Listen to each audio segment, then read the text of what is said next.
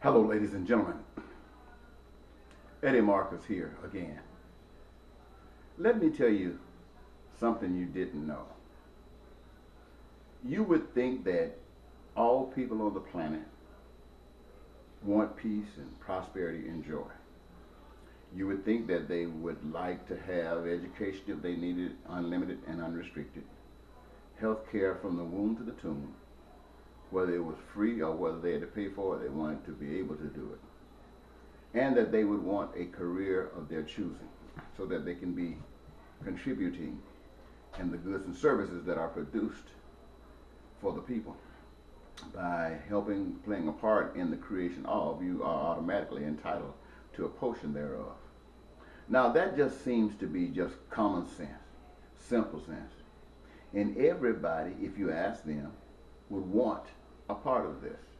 It sounds immaculate, the best thing that could possibly be. I can't think of anything any better. But you know what? What you didn't know is this, is that everybody who would say that they want this, none would be willing to support it. None would be willing to support it. Now, I'm not just saying this off the cuff. I'm saying this as a result of actually going out promoting, seeking people who would sign on the dotted line, seeking people who would stand up, and I found none. I contacted celebrities, guys who making all kinds of money, nothing to do with but throw it away, put it in bonds and let it overflow. But none would support the cause that I've just mentioned. I've contacted Miss Oprah Winfrey several times, and she didn't even want to hear what I was talking about. So that went out the bucket. I talked to people who were in entertainment, singing, stars as it were, and I got the same response. I even talked to local superstars, and no one has responded in any positive action. I didn't stop there. I talked to politicians. I talked to the members, certain members of Congress at different periods in time. I talked to the president. Well, I made correspondence to the president. I don't know if he got the message or somebody just responded to. I never got anything but a negative. At the state level, I've talked to governors. I've been arrested in governor's office. I've talked to mayors, city councilmen, aldermen. I've talked to leaders of specific organizations. They all give the talk, but none of them took the first step. I didn't just stop there. I went to the churches, white churches, black churches, Catholic and Protestant. No response positive. I've gone to the streets, on the corners. No support. I've stood up, I've ran for public office at every level, mayor, state legislator, United States Senate, and president several times.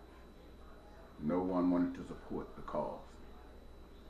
When I was in the military, I was so offended by the actions of President Reagan and his policies and its effect on poor people, till I refused to take orders and took an other than honorable separation rather than be a part of Reagan administration's military. Didn't do any good.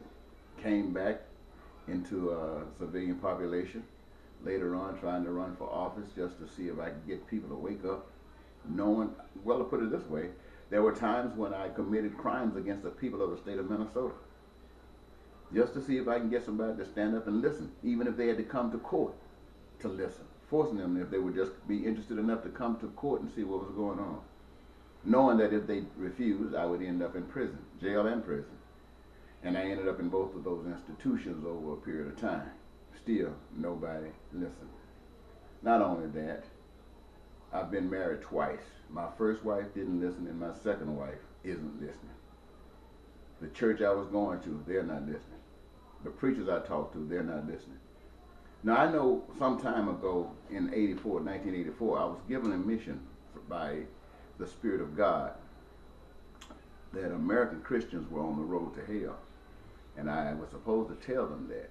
I was taken aback for a moment there, and I refused to just say it like that. But over years, a decade or more, I can recognize that they truly were on the path to hell, and nothing that I had done or said changed anything there. So I began to go back and do what I was told to do in the beginning, to tell people that they were on the road to hell.